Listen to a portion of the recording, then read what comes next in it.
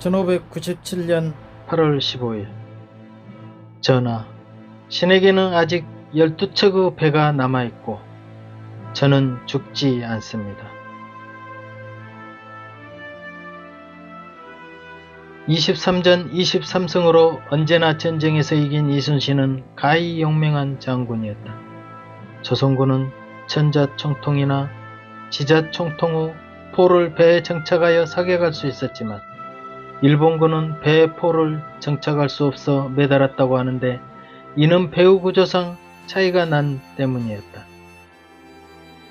또 조선군 총통 후 사거리는 길어서 배에서 먼저 선제 공격을 통해 무력화시킬 수 있었지만 일본군은 조총을 주무기로 하여 사정거리 안에 들어와야 쏘아 죽일 수 있는 육지전에 더 유리한 무기였다. 거기에다 거북선과 판옥선은 왜군 배보다 훨씬 탄탄하였고 한자리에서 회전을 빠르게 바꿀 수 있어 전술에 용이하였다. 이순신은 지형을 이용하거나 하객진같이 빼어난 전술을 통하여 언제나 승리할 수 있었는데 이는 무기뿐 아니라 전술 그리고 일당백으로 죽기를 각오한 용기이기 때문이었다. 그 바탕의 뿌리에는 장군의 확고한 긍정이 자리하고 있었다. 전쟁에서 이긴 것은 무기나 전술뿐 아니라 오직 긍정의 마음 없이는 안 된다는 사실을 증명했다. 장군은 1592년 임진왜란이 일어나자 경상우수사 원균의 요청을 받아 경상도 해역으로 출정해 왜군과의 해전에서 잇따라 승리를 거두었다.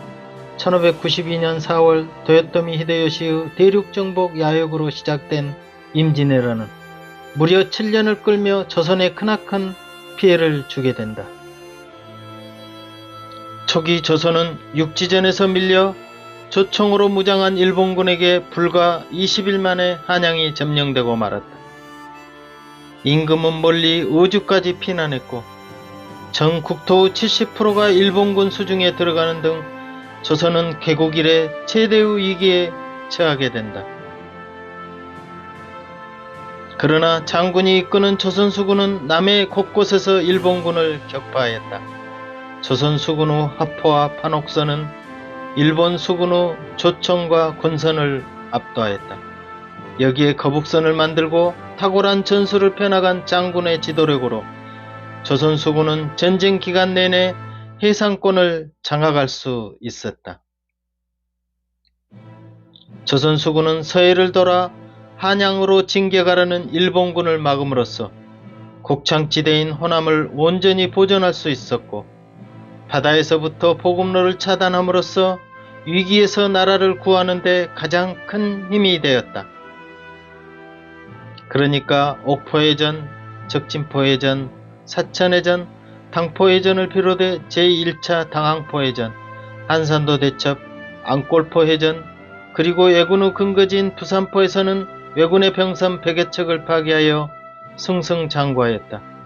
장군은 1593년 8월 한산도를 본영으로 옮겼으며 9월에는 삼도수군 통제사로 임명되었고 그 이듬해 제2차 당항포해전, 장문포해전에서 승전하였다.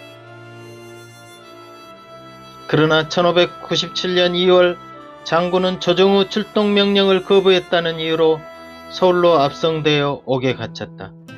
4월에 백의정군의 명을 받고 풀려났지만 곧 어머니를 여의는 슬픔을 겪었다. 그동안 원균이 이끄는 조선수군은 일본의 재침략으로 1597년 7월 16일 칠천량에서 패전하게 된다. 장군은 7월 23일 다시 삼도수군 통제사로 임명되어 흩어진 조선수군을 일으켜 세우라는 지시를 받았다.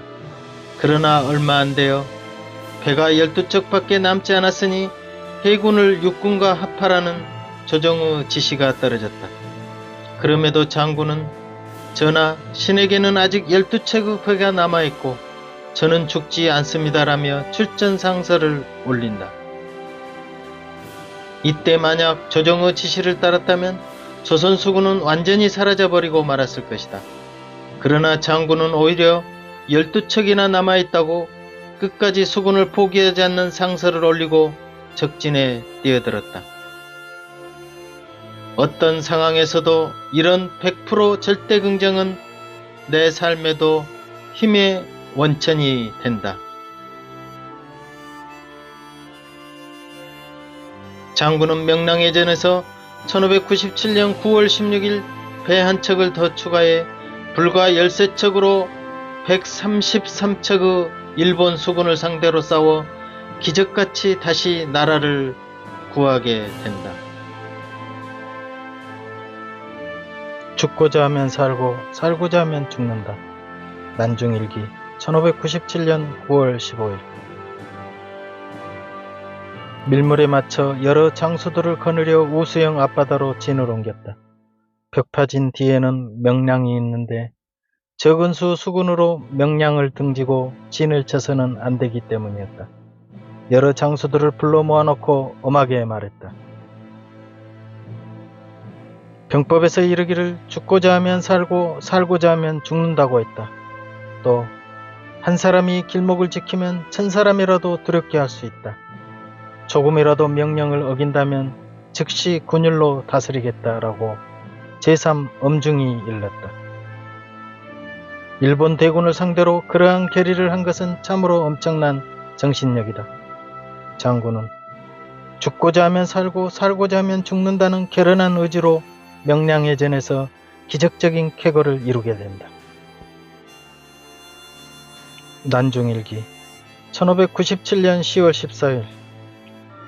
내가 죽고 네가 사는 것이 옳은 이치인데 네가 죽고 내가 살다니. 이면은 이순신과 부인 방씨 사이에서 셋째 아들로 유난히 자신을 많이 닮아 사랑이 남달랐다. 그는 영리하고 말타기와 활쏘기를 잘했다고 한다. 정유재란 당시 장군에 대한 보복으로 아산에 습격한 일본군에 항쟁하다 아들은 전사하고 만다. 부친 이순신은 난중일기에서 아들의 죽음 소식을 듣고 애통하며 통곡했다. 저녁에 천안에서 온 사람이 집에서 보낸 편지를 전하는데 봉함을 뜯기도 전에 온몸이 먼저 떨리고 정신이 어지러웠다. 거칠게 겉면을 뜯고 쓴 편지를 보니 겉면에 통곡 두 자가 쓰여 있었다. 면이 적과 싸우다 죽었음을 알고 간담이 떨어져 목 놓아 통곡하였다. 하늘이 어찌 이다지도 어질지 못하는가. 간담이 타고 찢어지는 것 같다. 내가 죽고 네가 사는 것이 마땅한데 네가 죽고 내가 살았으니 어쩌다 이처럼 이치에 어긋났는가. 천지가 깜깜하고 해조차도 빛이 변했구나. 슬프다 내 아들아. 나를 버리고 어디로 갔느냐. 영리하기가 보통을 넘어섰기에 하늘이 이 세상에서 머물게 하지 않은 것이냐. 내가 지은 죄 때문에 화가 네 몸에 미친 것이냐. 내 이제 세상에서 누구에게 의지할 것이냐. 너를 따라 죽어서 지하에서 같이 지내고 같이 울고 싶지만 네 형, 네 누이, 네 어머니가 의지할 곳이 없으므로 아직은 참고 목숨을 이어갈 수밖에 없구나. 마음은 죽고 껍데기만 남은 채 울부짖을 따름이다. 하룻밤 지내기가 한 해를 지내는 것 같구나. 장군의 애틋한 마음은 내가 죽어 마땅한데 먼저 죽은 아들을 애도하는 심정으로 서글프다. 내가 죽고서 네가 산다면, 네가 죽고서 내가 산다면. 장군 일기 한 소절은 서정주 시에 인용되고 송창식의 푸르른 날로 익히 대중들에게 그 아픔이 노래로 전해지고 있다. 조선왕조실록 1598년 11월 19일. 싸움이 지금 한창 급하니 조심하여 내가 죽었다는 말을 하지 말라. 도요토미 히데요시의 죽음으로 철수하는 일본군을 쫓아 마지막까지 싸우던 장군은 1598년 11월 19일 새벽 남해 노량 앞바다에서 저그 탄환에 쓰러져 54세의 일기로 전사하게 된다. 장군은 죽음 앞에서도 전투를 걱정하여 싸움이 한창 급하니 내가 죽었다는 말을 하지 말라는 유언을 남긴다. 장군이 이끄는 수군은 1598년에도 저리도와 고금도서 왜군의 승리를 거두었다. 왜군은 그해 9월 도요토미 히데요시가 죽자 철수를 준비했는데 장군은 명나라 제독 신림과 연합해 노량에서 500여 척의 왜군과 싸워 200여 척의 적선을 불태우는 큰 승리를 거두었다. 하지만 이 전투에서 장군은 도주하던 적선을 추격하다가 유탄에 맞아 전사하게 된다. 당시 조선왕조실록에는 장군이 싸움이 지금 급하니 조심하여 내가 죽었다는 말을 하지 말라는 말을 마치자마자 바로 숨이 끊어졌으며 조카인 이완이 그의 죽음을 숨긴 채 전투를 독려했다고 기록되어 있다. 참으로 숭고한 죽음이었고 마지막까지도 국가와 부하를 위해 자신의 죽음을 알리지 말라고 충고했던 충정은 깊이 새길 만하다.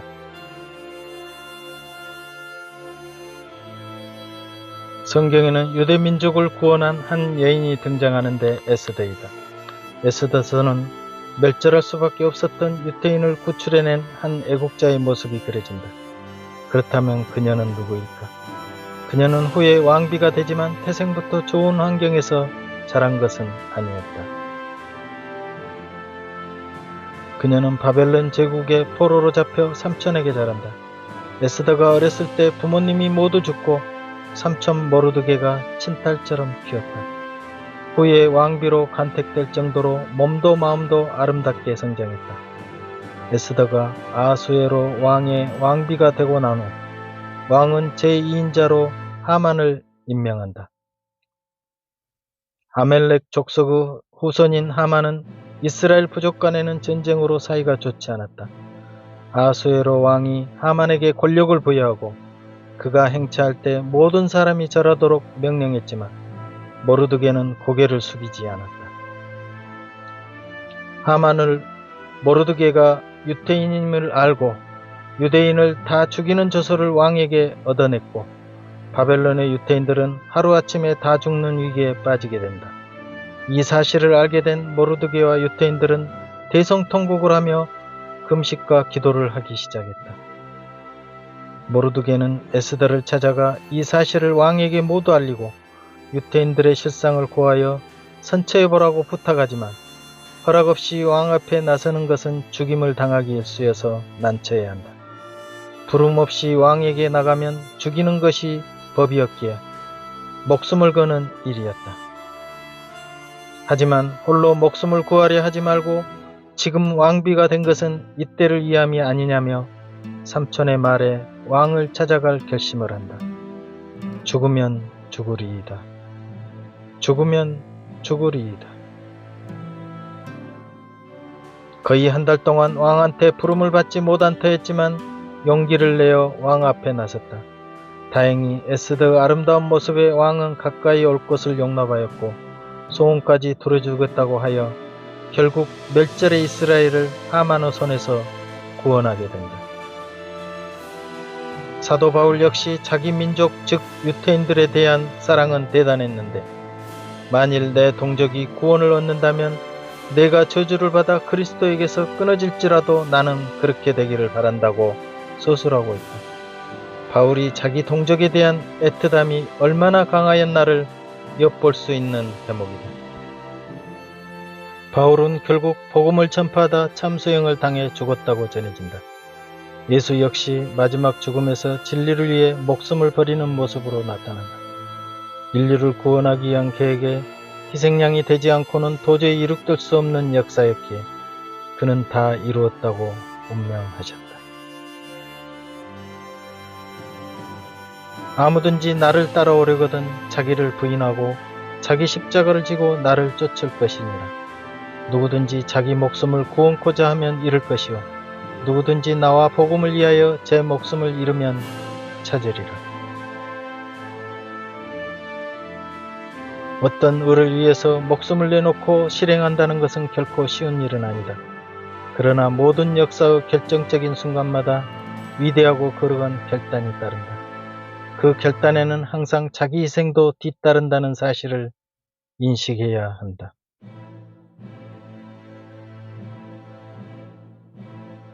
이순신 장군, 에스더, 바울, 아니 이 세상의 많은 사람들이 조국과 역사 속에 새로운 세상을 위해 죽음을 내던졌다. 오늘 나는 사는 것이 무엇이며 죽음이란 또 무엇인가를 생각해 본다. 사는 것보다 값어치 있게 죽는 것이 더 위대한 삶이라는 생각이 든다. 살고자 하면 죽고 죽고자 하면 산다. 죽으면 죽으리이다. 다 이루었다. 이런 말들이 내 마음을 흔들어 놓고 있다. 사는 동안 참 의미 있는 일에 목숨을 거는 용기가 필요하다는 사실을 다시금 되새겨보는 오늘이었다.